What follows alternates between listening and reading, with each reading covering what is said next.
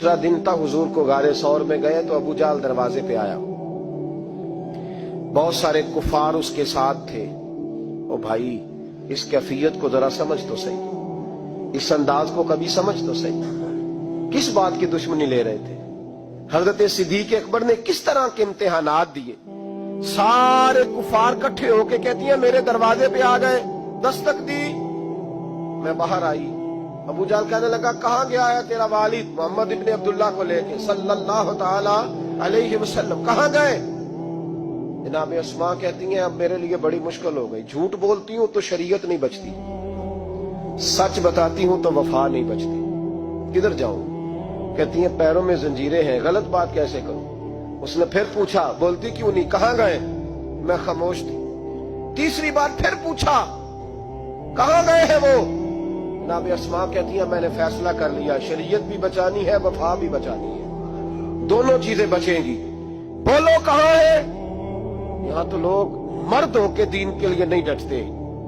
जनाब अस्मा डट गई, जनाब सिद्दीक अकबर की साहिबजादी, और कहती है अबू जाल ने जब कहा ना बता कहां है, फरमाती है पता नहीं खुदा ने मुझे कितनी कुव्वत अता फरमाई। मैं बोली और बोल के कहा मैं अबू बकर सिद्दीक की बेटी हूं, मैं झूठ नहीं बोल सकती। कहने लगी अबू जाल सुन, मुझे पता है वो दोनों कहां हैं, पर मैं तुम्हें बताऊंगी कोई नहीं। मुझे पता है पर मैं तुम्हें, वो हल्का यारा तो बरेशम की तरह नर्म, रिज़्म हक को बातिल हो तो फौलाद है मोमिन। पता है मुझे वो कहां है, पर जुर्रत है तो पूछ के दिखा। कहती है चौक था मक्के का और मेरा इज्जत वाला घराना था, और अबू जाल ने भरे बाजार में मेरे मुंह पे थप्पड़ मार दिया। कहती है मेरे कान में बाली थी, नीचे पत्थर था, मैं उसके ऊपर गिरी तो मेरा कान फट गया। लोगों ने अबू जाल को पकड़ा ले गए।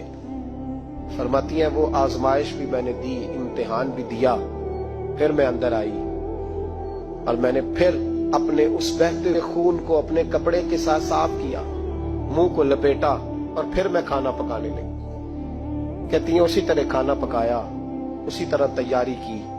गारे सौर पे जो पहुंची तो अबू बकर सिद्दीक ने लिपटा हुआ मुंह देखा। बेटी को तकलीफ में देखे और फिर बाप रात सो जाए, ये हो नहीं ना सकता। तो कहा अस्मा बेटे चेहरे को क्या हुआ, क्या बात है? अर्ज की कुछ नहीं अब्बा जी। फरमाया नहीं बेटे कोई तकलीफ है, कोई चोट है? नहीं अब्बा जी कुछ नहीं। हुजूर ने फरमाया अस्मा खोल ना बेटे चेहरा क्या है। जनाब अस्मा ने कपड़ा हटाया तो खून बहने लगा। क्या हुआ? अर्ज की हुजूर कुछ नहीं, अबू जाल आया था, पूछता था, क्या बताती? झूठ बोलती तो शरीयत में इजाजत नहीं थी, बता देती तो आपको तकलीफ होती। उसने ना भरे चौक में थप्पड़ मारा, मेरा कान फट गया। हुजूर मैंने कुछ बताया नहीं।